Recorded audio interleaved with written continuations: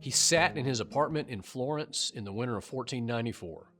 Michelangelo was looking out the window at the snow cover all around him. As Mr. Bennett describes it, Michelangelo was sad because his friend, Duke Lorenzo de' Medici, had just died. And Lorenzo had recognized Michelangelo's brilliance and had given him blocks to carve, and now he was gone. Instead, his son Piero was now ruling, who had no interest in artists whatsoever. He was interested in games and horses. So Michelangelo was sad, for he knew his talents and his dreams were going to melt away. Then there was a knock at the door. One of Piero's messengers at the door. "This is your day. Piero summons the famous sculptor. He wants you to carve a statue for him." Michelangelo was stunned. Piero had never called. He couldn't believe his ears. He hurried to get his coat. He scurried downstairs. He walked beside the messenger with his mind racing. This is the day you've been waiting for, to sculpt again for the Medici family.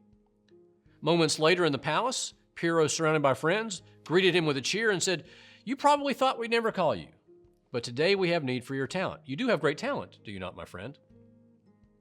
Go down to the gardens, find all the white marble that your heart desires, lying heaped on the ground.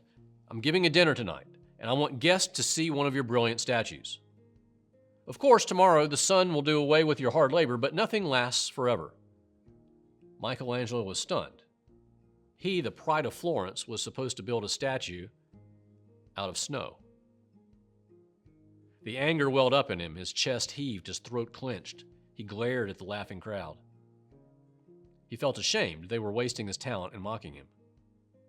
Something made him stand where he was. He was young, but also confident, and he knew he possessed a special gift. Nothing was going to stand in its way. So he quietly said, "I will do your bidding, O great Medici." And he left, and he went down, and he looked at the snow. He thought to himself, "I'll show you what I can do, even with snow." How could he possibly work for someone he loathed like that? He didn't want to use his gift, but he did. He worked quickly. He scooped up snow. He packed it for hours, and he built a huge stack, and he began to carve a head, then limbs, then hands, then feet. And the icy mass came to life until at last it was done. As he finished, he saw Piero standing behind him. His sneer was gone. "Snow. Not snow. Something this beautiful should never pass away," Piero said. And so it was that Michelangelo proved his mettle. Years passed, and he won all of Italy's praise until he was called to Rome to carve statues for Pope Julius II. He went to the famous marble quarries to select gigantic blocks. 6 wonderful months selecting the marble, his mind full of images to come. He got back to Rome, and Julius changed his mind. Julius led him instead into the Sistine Chapel, a huge, narrow box of room, high walls, curved ceiling. And he said, "I want it decorated, and I want you to paint it." Michelangelo was stunned. "I'm a sculptor. I'm not a painter."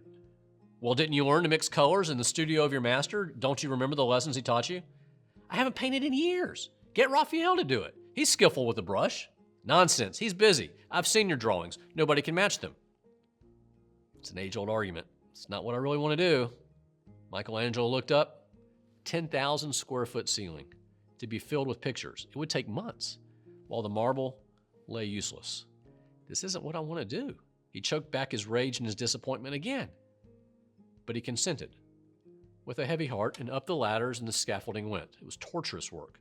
Colors dripped on his face, burned his eyes. He hated the job. "I'm a sculptor, not a painter," he muttered over and over. He hadn't painted for years. Truth be told, he was afraid to use his gift for fear he couldn't do the work.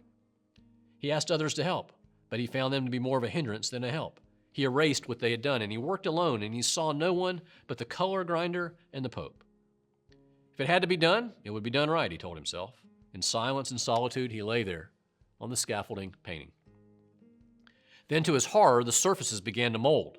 "I told you I wasn't a painter. All my work has been destroyed." He found he'd made the plaster too wet and no harm would result, and he kept going. The days began at dawn, and many nights he didn't even leave the chapel at all. He lay on his back and he painted. He grew so used to that cramped position that when he received a letter, he had to hold it over his head and bend backward to read it. He didn't eat much, just a crust of bread usually, and he became ill from the exhaustion. But he kept going. The Pope was impatient, continually checking in, saying, "When's it going to be done? When's it going to be done?" Michelangelo would say, "When I'm done." Gradually emerged some of the most perfect scenes ever created by a human hand. God the Father, separating light from dark, the creation of Adam and Eve, the fall of man, the great flood, more than 300 figures from the tips of his brushes. After 4 years of fatigue and isolation, 4 years, the task was completed. The scaffolding came down. The doors opened. The crowds entered, amazed. Raphael himself came in and knelt and thanked God that he'd been born in the same century as Michelangelo. Think about it. Michelangelo hated the work. He hated most of the people he was working for. He wanted to do something other than paint. But Michelangelo worked for the Lord. And as he painted, in spite of himself, God's hand worked through him to create a witness for all time. Challenges and difficulties may come in big ways. For some people, they do. But for most of us, they come in small challenges and little persecutions along the way. What do you do? What will you do? Patiently, endure, persevere, press on, remain faithful. By your endurance, you will gain your lives. By your endurance, you will gain your lives.